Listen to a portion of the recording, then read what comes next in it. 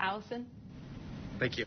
All right, Michelle, thank you very much. Great information there. Meanwhile, ABC7's Helping Hands program is recognizing a member of our community who has been furloughed from the Salvation Army. But that hasn't stopped him from volunteering there still every day.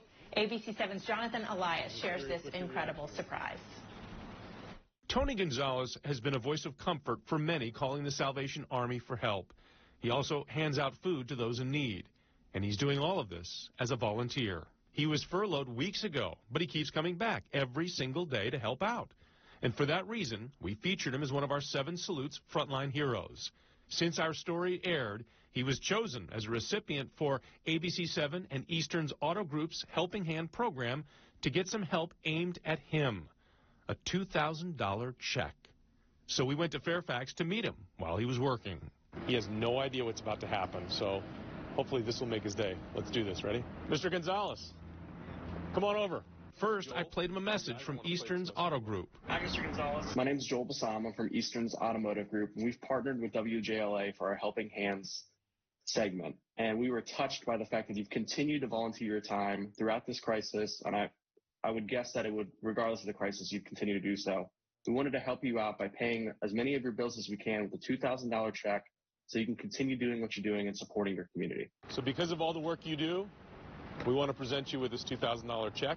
Because God has done so much for me. You know, the Salvation Army has done so much for me, you know. This is amazing. That's all I can say.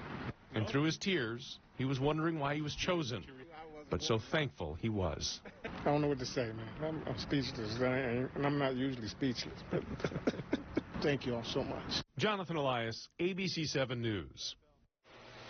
Wow, he is so deserving of that.